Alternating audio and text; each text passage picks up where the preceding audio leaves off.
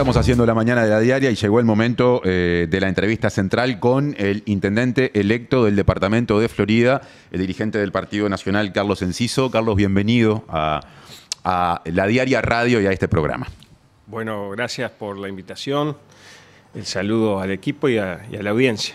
Bueno, muchas gracias por estar de nuevo y para empezar, ¿no? Un poquito de contexto político. Yo repasaba recién los números de las elecciones departamentales correspondientes a Florida. El Partido Nacional sacó 26.244 votos, el Frente Amplio quedó segundo con algo menos de 19.000 y luego ya mucho más lejos el Partido Colorado tuvo 3.300 votos, algo más. De los más de 26.000 del Partido Nacional, hubo 17.000 a su candidatura. ¿Qué lectura política inicial se hace a partir de esos números? Primero que hay un apoyo al proyecto de gestión departamental. Por supuesto, siempre hay una impronta personal, en este caso como la tercera candidatura, pero también es bueno decirlo, la gestión del actual intendente tiene hoy una continuidad de muchos temas nuestros de antes y que vamos a seguir retomando, algunos mejorando, interviniendo. O sea que hay un proyecto vigente, eso es lo importante. El actual intendente es Guillermo López. Guillermo López. Por supuesto que hay que abonar a eso, que también el partido tuvo una importante comparecencia Cayetano Topinchi, alcalde de San Andrés Grande, que ha tenido también una muy buena votación. Que fue candidato a intendente. Que fue candidato a intendente, y por eso hoy tenemos 17 ediles, que es un número interesante como para poder hacer después acuerdos políticos con el Partido Colorado y, por qué no decirlo, con algunos sectores del Frente Amplio según los temas, ¿no? O sea que tenemos hoy un escenario interesante de negociación, de acuerdos y, por supuesto, un espaldarazo en un momento donde se decía que Florida podía estar en disputa y demás, al partido y a la gestión, ¿no? El sector de Stopinci, el otro candidato a la intendencia del Partido Nacional, ¿va a tener participación en su gabinete? Es muy probable, estamos en eso en estos días. Hay algunos temas programáticos de la campaña que él quiere impulsar y nos parece bien. Y después la necesaria correlación de que eso se traspole a gestión dura y pura con directores, con participación allí en el gabinete, ¿no? Y su acento, hablando de lo programático, sus acentos principales rumbo a esta gestión que, como usted decía, será la tercera con usted al frente de la intendencia y la cuarta consecutiva de su agrupación, porque López, el actual intendente, pertenece a su partido y a su agrupación. ¿Cuáles van a ser los énfasis? Yo creo que hay todo un tema que fue compromiso de campaña, sacando el ABC, por decirlo de alguna forma, tradicional de gestión, que es un tema que preocupa en Florida, es el empleo, el trabajo. Ha habido una retracción por algunos cierres de industrias tradicionales. ¿Cuáles, por ejemplo? La lanera, Piedra Alta, la curtiembre, que fue un proceso cooperativo, pero que ya hace algún tiempo no funciona más. El frigorífico, que tal vez generemos una reapertura o apoyemos una reapertura que puede haber con un nuevo dueño, que se está por cerrar esa negociación y es posible que en pocos días haya una novedad interesante, pero hoy hay 100 y pico de trabajadores que están en seguro de paro. Y después algunas otras cuestiones más pequeñas que hacen que haya una desocupación importante, pero además Florida tiene que cambiar la matriz o incorporar otros paradigmas que no es solamente lo agropecuario, lo lechero, lo ganadero. Yo creo que hay que generar figuras, yo lo decía en el plan de gobierno, de capacitación, de inserción laboral, de mejora en algunos aspectos vinculados a lo que para nosotros es clave, las nuevas tecnologías, lo digital, las innovaciones que hay que tener como algún polo logístico, que estamos ahora más cerca de Montevideo en función de la doble vía. ¿Eso sería eso de generar nuevas figuras? ¿Iría por ahí ese polo logístico? Exacto, y dar un poco de de apoyo a ese ecosistema, digamos, ¿no? Como vamos a hacer también con, a nivel cultural, para jóvenes valores, artistas, lo que es un estudio de grabación propio a nivel municipal para poder facilitar a esta gente inquieta que tenemos en el departamento. Los temas vinculados a la URTEC, los temas vinculados para nosotros de necesaria importancia, como debe ser también INEFOP y toda la economía circular que hay que fomentar con el cooperativismo. Hay un montón de cuestiones que hay que articularlas. Muchas están, pero falta tal vez esa articulación, ese apoyo, ¿no? Antes de pasar a aspectos nacionales en los que va a volver a surgir la cuestión de la articulación, por ejemplo, cuando hablemos del vínculo con el gobierno nacional del presidente Yamandu Orsi, le quería hacer una consulta por un tema puntual vinculado a la agenda netamente floridense y que es el de la disposición final de residuos. Tenemos entendido que en 2018 se inauguró una planta de encapsulado y que hay quienes dicen que hoy hay dificultades en el sentido de que esa planta estaría llegando a su tope y que usted en la campaña planteó que allí hay que ir hacia un modelo nuevo o hacia cambios. ¿Cuál es la situación actual y qué se propone? La gestión, a mi entender, se complejizó cuando de 35 toneladas pasaron a recibir 70 diarias. Eso implica que el terreno está ya a un punto de saturación y la logística del embolsado anaeróbico de la basura después de clasificada no es lo mismo manejar 30 a 35 toneladas que 70. Entonces allí hay problemas también de gestión en ese aspecto.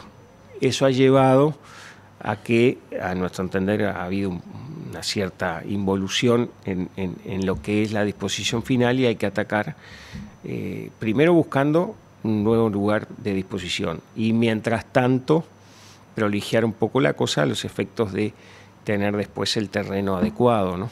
Para mejorar el sistema de disposición final. ¿Ese lugar nuevo de disposición está localizado? ¿Sabe dónde va a estar?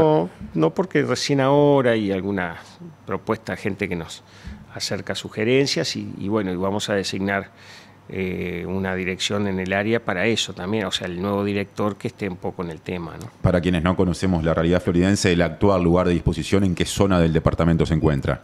Estaba en Ruta 5 hacia el norte, a mano izquierda, en la salida norte de Florida. De la capital, digamos. De la capital, que eso muchas veces, cuando estaba el vertedero viejo que se incendiaba, la ciudad no crecía. Nosotros cerramos el vertedero viejo y nos mudamos a un terreno como dato del Ministerio del Interior, que es cerca, al lado del viejo vertedero, que quedó cerrado y totalmente parquizado, si vale el término, con pasto, con elementos también ambientales de tubos que sacan el CO2 y demás. Obviamente el modelo fue exitoso, pero ahora con estos problemas hay que hacerle esas correcciones, ¿no? Usted en Florida lidera la agrupación Manuel Oribe, lista 62 floridense, y me interesa preguntarle cómo su agrupación se ubica en el mapa nacional de los grandes sectores del Partido Nacional. ¿Hay que verla como una agrupación independiente o como parte, por ejemplo, de Aire Fresco, el sector al que pertenece el expresidente Luis Lacalle Pou, el hoy senador y ex candidato presidencial Álvaro Delgado, cuya lista del Senado fue la que votó la 62 en la última elección? Sí, a ver, la agrupación Manuel Oribe está desde el año 62. Vio allí etapas ricas del partido. En el 70 le pidió a Wilson Ferreira que fuera candidato. Dictadura mediante, tuvimos intendente, tuvimos diputados. Y luego, en el 2012, apoyamos a Luis como candidato a la interna, aquella que estaba media trancada aún con otros compañeros que carreteaban y no despegaban. De ahí, en más en lo personal, yo he tenido una relación y una confianza personal con Luis. Después estuve si bien tuvimos en el génesis de la candidatura y de su sector, después yo estuve en Dale, que es un sector que sacamos en la otra interna, que tuvimos allí alguna comparecencia interesante con agrupaciones del interior. 2019. Exacto. Y después hicimos un acuerdo interno formalmente con Aire Fresco. Yo iba cuarto al Senado en esa oportunidad. Y bueno, y después ya la historia es más sabida, que estamos integrados en Aire Fresco. Obviamente, siempre marcando en algunos temas nuestra postura histórica, personal, independiente de a veces de otros compañeros que tienen a veces una lógica más montevideana o más metropolitana, ¿no? Nosotros siempre ponemos el acento en los temas del interior y fundamentalmente de la defensa de ello, ¿no? Esto nos conecta con la cercana definición que afronta el Partido Nacional de la nueva conducción partidaria. Hay hasta el momento 3 nombres apuntados como aspirantes a presidir el directorio del Partido Nacional. Delgado, recién mencionado, el referente realista y también senador Luis Alberto Heber, y el líder de Alianza País, también senador, Javier García. ¿Su agrupación ya tiene postura con respecto a esas opciones? ¿Puede innovar y marcar un rumbo alternativo a los 3 que le mencioné? Sí, nosotros queríamos desde el vamos sacar una lista para participar en el directorio con la impronta de los temas nuestros del interior. Obviamente, no quiere decir de que busquemos la presidencia del directorio por razones de peso electoral en la convención, está claro que no, ni tampoco lo buscamos porque siempre dijimos que el presidente del directorio tenía que tener dedicación full time, total, a lo cual no es mi caso. Entonces, evidentemente, para nosotros no es excluyente no tener un objetivo de pujar por la presidencia del directorio a tener la posibilidad de entrar con un grupo de compañeros del interior, de Montevideo, que puedan jerarquizar, defender, instalar algunos temas que nos interesa en ese seno del directorio, ¿no? O sea que su agrupación, por lo que interpreto, es que va a presentar una Sí. lista. ¿Esa lista será encabezada por usted? Sí, es así. Y formalmente, más allá de que no sea la aspiración ocupar la presidencia, ¿está en igualdad de condiciones técnicamente con Delgado, con García y con Heber? Es decir, ¿es tan candidato como ellos, más allá de que esa no sea su aspiración? Para entender cómo es la ingeniería electoral y la normativa. Porque en realidad,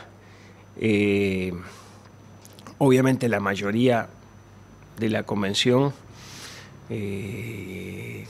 elige el presidente en la sesión siguiente, sale de allí, del directorio, pero vos compareces con tu lista en igualdad de condiciones. Así que en teoría la pregunta es válida en ese sentido de que la integración se da en función de las listas que después, según los votos, tendrán 1, 2, 3, 4, 5 lugares de los 15 titulares. En un escenario eventualmente parejo, podría darse el caso de que su agrupación sea fiel de la balanza entre algunas de las opciones para encabezar el directorio puntualmente, a priori más fuertes o más potentes. ¿Hay más afinidad con Delgado que con García, por ejemplo? Históricamente yo tengo el vínculo personal y sectorial con Álvaro. Con Javier lo conozco también de la Juventud por la Patria, tengo amistad y me apoyó además ahora en mayo un par de oportunidades interesantes que tuvo en Florida, o sea que en eso no es que yo pueda desequilibrar, lo que me parece que el partido no debe quedar en esa polarización de nombres y creo que hay una acción política global mucho más fuerte y potente para adelante que centrarlo solamente en una pulseada de 2 buenos compañeros, ¿no? Algunos tenemos la impresión de que el Partido Nacional está procesando, digamos, una lógica electoral interna hacia la elección de nuevas autoridades y de nuevo presidente, pero no de nuevo líder, porque sentimos que el líder partidario es el expresidente Lacalle Pou. ¿Cuál debe ser el rol de Lacalle Pou en este quinquenio con el Partido Nacional en la oposición? Bueno, el rol ya lo definió él, de estar cerca, pero ausente de las responsabilidades partidarias formales, como es el directorio. Yo estimo que él verá los tiempos de decisión para poder vislumbrar una posible candidatura al 2029, pero falta mucho y además también hay un componente siempre personal de todo esto que lo evaluará él, estimo yo. ¿Y usted comparte la decisión que tomó de mantenerse, por lo menos de momento, afuera, de seguir el juego desde un centro de estudios, como el Centro de Estudios para el Desarrollo, pero sin estar en el Senado ni en el directorio? Lo entiendo perfectamente, porque estar 5 años aquí a 2 cuadras en la presidencia es de un desgaste y de una presión importantísima. Entonces yo creo que el hombre merecía desenchufarse un poco, por lo menos por un tiempo, que no sea demasiado tal vez, ¿no? Y hace poco en esta misma mesa hablamos de este asunto con otro intendente electo, senador, Nicolás Olivera, que él ahí marcó un matiz con respecto a usted, porque dijo que él entendía que la calle Pou tenía que estar ahora en el directorio, no ya dentro de un tiempo, como usted lo acaba de sugerir, si lo entendí bien. Y también salió en esa charla la cuestión de, bueno, cómo procesó, en este caso, Olivera, le hacíamos la pregunta a él, la discusión que se dio en torno a la propuesta del actual gobierno de designar como embajadora ante la UNESCO a Beatriz Argimón. Usted en particular, ¿qué opinión tiene con respecto a la movida del gobierno y a la disposición de Argimón, después de ese diálogo directo que tuvo con las actuales autoridades, a aceptar esa propuesta? Yo lo hablé con ella, le pregunté cómo se había dado.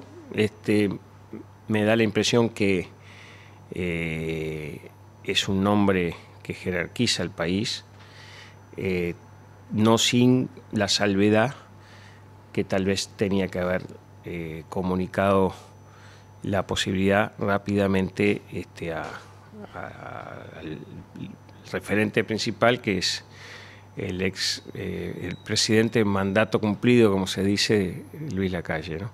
Y a la presidenta del directorio por ahí. Pero bueno, no se dio así. Creo que eso fue una especie de pequeña autocrítica. De todas maneras, ese hecho para mí no debe opacar la posibilidad que el país tenga en su representación en UNESCO y obviamente en algunos otros organismos, la capacidad política, la trayectoria de Beatriz, ¿no? Creo que el gobierno se perdió la oportunidad además de jerarquizar eso también. Es una vicepresidenta saliente, con gran trayectoria, fue presidenta del directorio. Me da la impresión que podían haber sacado esa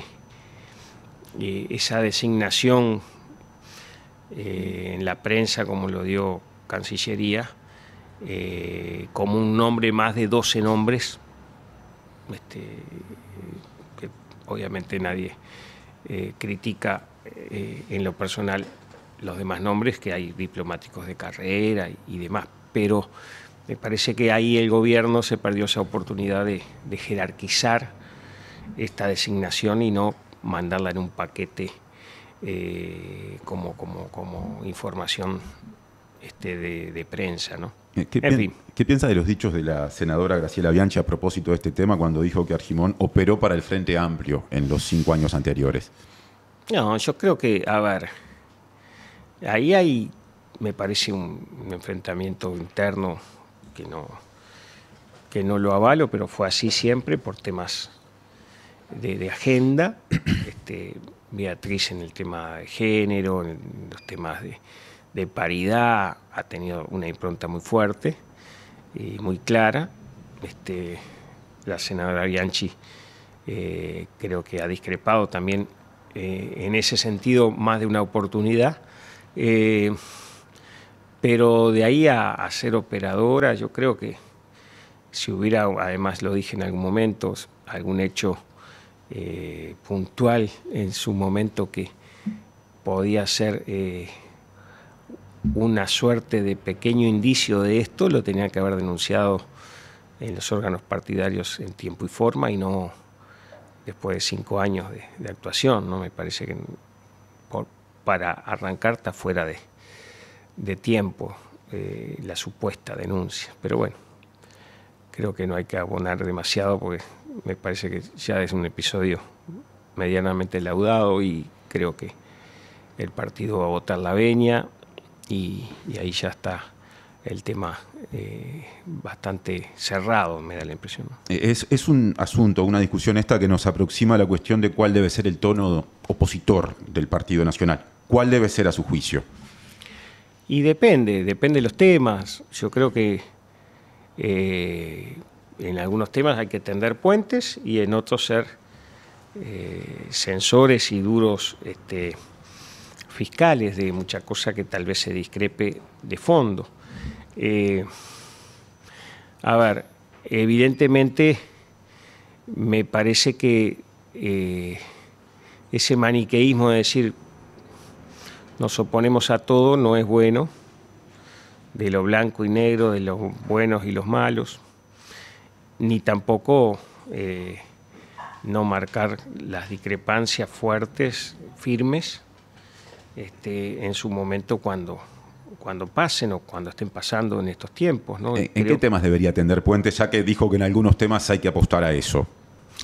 Yo creo que hay discusiones de fondo que me parece que van por lo económico, por el desarrollo, por el empleo, por la política internacional, que tienen que haber políticas de Estado o intentar acercarnos a políticas en común. Por supuesto que después aflora la discusión, ahora se viene el presupuesto, eso siempre es un motivo de fricción o de intercambio dialéctico, pero de todas maneras hay temas para construir y hay temas para marcar diferencias en tiempo y forma también. ¿Cómo aprecia el arranque del gobierno de Yamandu Orsi, estos más o menos primeros 100 días? A ver, yo creo que 100 días es poco para pasar raya. Hay una impronta personal de él más al lado de lo que fue el estilo de Luis Lacalle, más tranquila, más pausada, da la impresión menos dinámica, pero eso no quita que en algunos temas, por ejemplo, las medidas estas para la frontera, que me decía gente amiga, algunos temas andan bien rumbeados y otros me parece que lo de la inseguridad, algunas cuestiones vinculadas también al manejo de algunos ministerios, hemos visto las renuncias y demás, ahí son los puntos flojos, ¿no? Pero yo me reservo tal vez la posibilidad de, cuando sea intendente ya en funciones con los demás colegas, encapsular ahora la agenda a los temas nuestros, que va a haber discusión con el PP, con el Ministerio de Transporte, con los ministerios. Entonces no quiero adelantarme a algo que como gobierno departamental tengo que tener también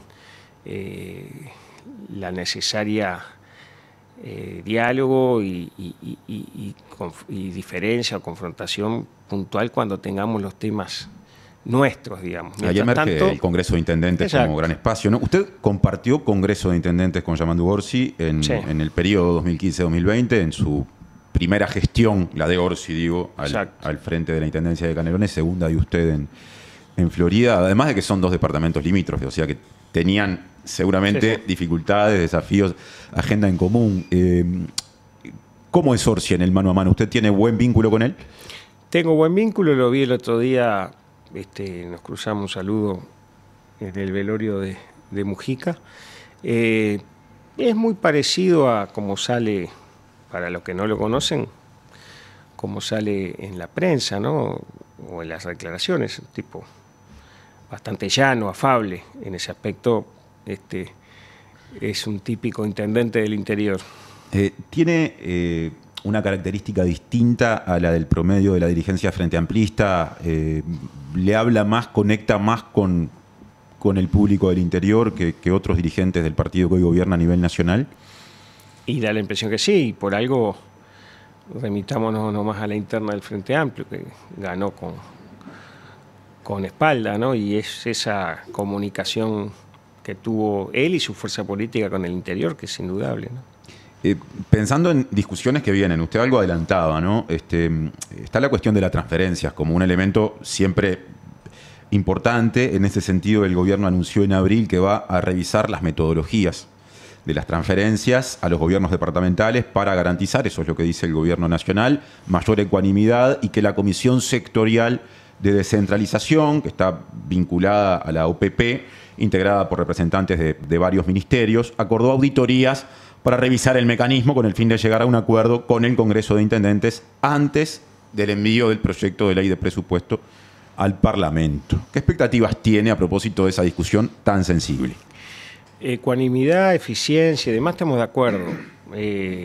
Lo que me parece que a veces hay que ver después cómo se instrumenta es delicado, que aquí en OPP, aquí en la esquina, a veces definen proyectos por ecuaciones gráficas o paramétricas en un escritorio y no conociendo la realidad pura y dura de las localidades, del interior, de los municipios, de las intendencias. Eso pasó... El tecnicismo exacerbado no solo es negativo, sino que tranca las gestiones. Y si vos mandás certificadores con una lupa a ver si en una obra de 25 kilómetros hay 50 metros que quedaron más o menos y trancas todo lo demás por esos 50 metros, por poner un ejemplo así claro, se complica la cosa. Yo creo que no estimo que sea el espíritu, pero todavía no hemos hecho contacto formal, hasta suponemos después de asumir, veremos cómo vienen los criterios. Ese problema de los criterios que usted mencionaba, ¿ocurrió también durante los 5 años de gobierno de la calle Pou o es un problema que usted le achaca a los gobiernos anteriores del Frente Amplio? Yo le achaco a los gobiernos del Frente Amplio, sobre todo, más que nada, a la parte técnica que tenía los gobiernos de Vázquez en OPP que el gobierno de Mujica, pero de todas maneras que era un poco más laxo en eso. De todas maneras me da la impresión que la OPP anterior del gobierno de la calle, de la coalición, tenía intendentes en la OPP que tenían claro las dificultades, los problemas que tienen todas las intendencias, sin signo político, porque creo que era para todas en cuanto a veces las disquisiciones o los temas técnicos de demasiado a veces exigido o exacerbado que atentan contra eso. Pero no son las transferencias de dinero, porque eso está constitucionalmente en un acuerdo desde el 96, las transferencias por el PBI, por la población y por el desarrollo del departamento, por la ecuación que tiene de la transferencia, sino después en la forma de controlar la ejecución de esos fondos. Ahí es donde siempre hay ruido, ¿no? Estuvo el viernes pasado en esa misma silla entrevistado Rodrigo Arim, que es el actual director de la Oficina de Planeamiento y Presupuesto, y cuando hablamos de estos temas, él habló, bueno, de apelar a la inteligencia política para generar justamente acuerdos a estos niveles, y también dijo que, entre otras cosas, por aquello de presupuesto, pero también planeamiento, que en definitiva tiene que ver con esa dependencia, era importante evaluar la articulación de políticas y no solamente los recursos, algo así como, bueno, si un organismo nacional se instala en Florida o en cualquier departamento, eso también debe ser medido de alguna manera al momento de decir hay tantos recursos, esta presencia que va para ese territorio. ¿Usted ya ha tenido la oportunidad de hablar con Arim? ¿Comparte esa visión macro que le acabo de sintetizar? No, él me saludó por el tema electoral. Tengo el viernes, creo que vi un WhatsApp que lo tengo así para hacer el contacto con un asesor de el encargado del área del FDI, que es de Colonia. ¿Cómo es que se llama este muchacho? Estamos hablando de un jerarca de la actual OPP. El que está, bueno, todavía no los conozco, pero tengo el contacto ya para hacer con ellos. Y será algo previo a la asunción con todos los intendentes que están haciendo. Esperemos tener una buena relación. De todas maneras, ¿a qué voy? Me da la impresión que hay temas que también los técnicos del Congreso de Intendentes van a tener que evaluar y negociar, como se ha hecho siempre, entre un nuevo Congreso y un nuevo gobierno, independientemente después de los recursos extra que estamos, por ejemplo, solicitando siempre para caminería, para los temas de la presión de los tonelajes que hay en las rutas departamentales o el traspaso de carreteras o rutas departamentales al Ministerio de Transporte o al gobierno central, porque algunas ya son insostenibles. ¿Cuáles en Florida, por ejemplo? Y Camino Prandi, la 58, aquí la que va de Ruta 5 a 25 de Mayo por Severino. Hay algunas que ya son ni siquiera usadas por el camión lechero, como se decía antes, o por el embarque del ganado de la zona, sino que son camiones y camiones de toneladas de madera que se corta en otro departamento y pasa por el nuestro, o cruzan hacia las plantas o hacia el litoral. Es imposible, y más después que llueve, poder mantener esos caminos bien, porque ya tienen que tener no balastro, tratamiento bituminoso o carpeta asfáltica. Ahora eso una intendencia no lo puede, salvo excepciones o puntualmente que hemos hecho de algunos kilómetros, no lo puede afrontar 40, 50, 30 kilómetros por lo pronto, por lo menos, de esa sustitución.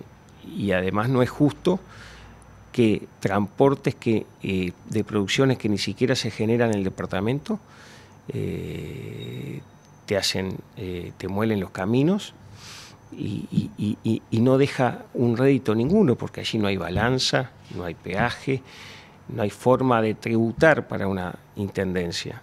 Y el reclamo es de los vecinos, sí, con derechos, que viven allí cerca de esos caminos y que tienen que salir o a la escuela rural o al pueblo o sacar su producción cada tanto, y le rompieron estos camiones pasados de tonelaje, muchas veces de 40, 50 toneladas, los caminos que prácticamente hace inviable a una intendencia poder solucionar, ¿no? Hace pocos días hubo una reunión en la sede del directorio del Partido Nacional, de la que participaron junto al directorio quienes han sido electos y electa intendentes e intendenta por el lema partidario y también por coalición republicana. Y usted planteó algunas de estas cuestiones en la conferencia de prensa posterior, y también en esa conferencia surgió, creo que lo planteó el intendente electo de Paysandú, la cuestión de cómo el Partido Nacional, más allá de que una elección departamental en realidad son 19 elecciones, si uno suma esos votos, en general tiende a sacar bastante más votos en la departamental que lo que saca en la nacional, en este caso lo que sacó en octubre anterior. ¿Usted qué explicación le encuentra? A ver, lo que vos decís es por los dichos de Frati, del ministro Frati, por sacarnos el 1% a las intendencias por el impuesto a los semovientes cuando Exacto. se embarca frigorífico. Eso con respecto a la caminería que usted hizo, planteó una inquietud en la conferencia. Y que, bueno, si es así, ¿cómo se compensa eso? Que en el caso de Florida son 3 millones de dólares anuales que ayuda. Tenemos entendido que el Ministerio de Economía y Finanzas lo está evaluando, no hay una propuesta concreta. Bien. De todas maneras, es claro que por el ADN del partido en el interior, por las figuras que ha generado, por los equipos, por tradición de gestión ya de varias décadas, hay una opción de la población mayoritaria, pero que no es solamente la base del partido, que es fundamental y es importante, sino que hay mucho voto prestado en el buen sentido del término, y que no es ideológico, que no es blanco, que es un voto a la persona, al equipo, a la gestión, al resultado, a la confianza. Y ese voto, en el caso de Florida, fue el Partido Independiente que nos apoyó, independientemente de su performance anterior. Fue la gente de Cabildo Abierto en algunos sectores puntuales, no todo Cabildo, pero en algunos sectores. y frente amplistas que nos votaron también, si no es imposible tener la votación que tuvo el Frente Amplio en octubre, que le ganó al Partido Nacional, y nosotros le ganamos ahora por un número importante. Allí hay gente que cumplió con su partido, ideológicamente hablando, en octubre, y después ve el combo de las gestiones locales y apuesta a un proyecto o a una gestión departamental por encima de partidos. Eso llevó a que, creo que los números lo hizo el colega Olivera, estemos a 300 y pico mil votos de diferencia entre octubre y mayo. Y creo que la explicación es esa apuesta a lo departamental por gente que no necesariamente es del Partido Nacional, ¿no? Más allá de ese espaldarazo electoral, de hecho, consecutivamente desde las elecciones de 1989 es el Partido Nacional el que gana más intendencias. Para encontrar un antecedente distinto hay que irse a 1984, o sea, mucho tiempo atrás. Ha habido recientemente también dificultades con intendencias del Partido Nacional. Le quiero mencionar 3 casos que terminaron en la justicia. El de la reciente condena de Agustín Bascú, exintendente de Soriano. También lo que pasó días antes, cuando un tribunal de apelaciones confirmó la formalización de la investigación, no hablamos de condena, sobre el actual intendente electo de Soriano, Guillermo Besosi, y el año pasado la condena al exintendente de Artigas, Pablo Caram. ¿Qué opina de estos hechos? A ver, creo que hay temas de fondo y temas de formas. El tema de fondo, el abuso de funciones, que es un delito catalogado en el Código, como dicen, de forma residual, y que ahí entra todo, siempre hay una línea muy fina entre la capacidad de ejecución y de hacer cosas a veces por urgencias y caer a veces en también problemas de gestión en ese sentido. Sin entrar en la casuística judicial, que no la conozco, me da la impresión que lo de Besosi fue, por eso digo las formas, tratado como que era prácticamente un delincuente peligroso, y ese operativo de la Fiscalía, tobillera, del equipo de él salir esposado, parece que fue un exceso. Bueno, hasta el propio presidente Orsi creo que algo dijo de eso. Entonces, me da la impresión que por un lado hay un manejo un poco sesgado y en otro lado ya se cumplió la pena. En el caso de Artigas eran temas vinculados a viáticos, algo por el estilo, según recuerdo, y bueno, ya hoy por hoy el partido actuó rápidamente. Hay que ver que no se dejó, por más que se había cerrado lo judicial, comparecer a Valentina como candidata. Claro, a Caram, ya que habló del caso específico de Artigas, se lo condenó a 14 meses de prisión en régimen de libertad a prueba por el delito de omisión del funcionariado público de denunciar delitos. Ya que habla de Artigas, fue electo Emiliano Soravilla por el Partido Nacional, misma agrupación que Caram, y que la exdiputada Valentina Dos Santos, que fue condenada por usurpación de funciones y 6 meses de libertad a prueba, iba a ser secretaria general. Hizo campaña Soravilla diciendo: Dos Santos, si yo gano, va a ocupar ese cargo. ¿Qué le parece? Y a ver, post populi, vos dei. Lo que puedo opinar yo, vos, de operadores políticos, analistas, es relativo, porque el espaldarazo que le dieron electoral, parecería que en Artigas ese tema está laudado, independientemente de lo judicial, que no tengo muy claro el tema. Creo que a nivel de ella sí. Entonces digo, siempre puede haber opiniones y podemos, unos te gustará más, te gustará menos, pero fue contundente la elección. Creo que ahí me parece que a nivel de Artigas, como gobierno departamental, independientemente de estos hechos, hubo un respaldo. Fue una victoria clara del Partido Nacional, la de Artigas, pero por unos cuantos miles de votos menos que hace 5 años. ¿No termina el Partido Nacional pagando algo por todo eso? Sí, y no sé si tal vez algún otro sector, no vi los números de los demás candidatos, cómo anduvieron, pero muchas veces hay una transposición de electorado hacia otras opciones. En ese sentido, el partido baja, pero también captó, me parece, el otro candidato. Es relativo, ¿no? En este contexto, ya que estamos hablando de intendencias y de asuntos controversiales, ¿cómo ve el proyecto de ley que aparentemente cuenta en este momento con las mayorías necesarias en el Parlamento, orientado a regular los ingresos laborales a las intendencias, estableciendo el concurso o, en su defecto, el sorteo? Estamos totalmente de acuerdo con el tema de fondo. Estamos en desacuerdo con esos discursos cuasi demagógicos de decir que las intendencias son el demonio deficitario de clientelismo y al gobierno central de turno no. Pero bueno, en el caso de Florida estamos tranquilos. Hemos hecho siempre sorteos, concursos, a tal punto que uno de los primeros sorteos que hicimos, la presidenta del Frente Amplio, la arquitecta Dodera, entró por concurso a la intendencia nuestra en el primer gobierno. Después renunció.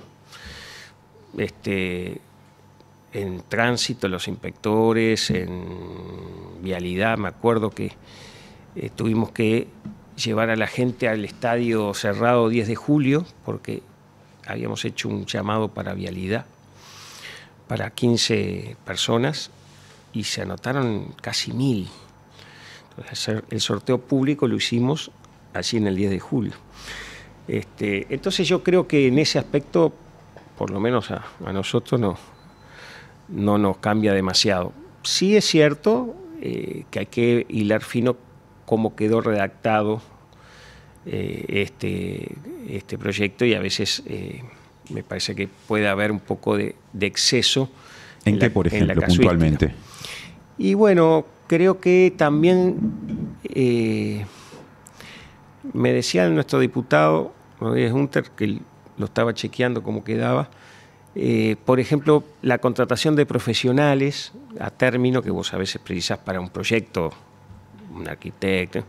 También ahí creo que se limita, y las cooperativas y las ONG, que las cooperativas han sido jornales solidarios, creo que siempre ha caído en todos los sectores como una solución rápida y bien, y vaya si hay ejemplos de años de cooperativa. Entonces ahí es donde hay que hilar un poco más fino, por las dudas de que tampoco sea tan limitante que después no puedas ni siquiera contratar una ONG o una cooperativa, ¿no? Carlos Enciso, ex embajador de Uruguay en Argentina, intendente electo de Florida, gracias por estos minutos para La Mañana de La Diaria. Gracias a ustedes, a las órdenes, y bueno, estamos en contacto permanente.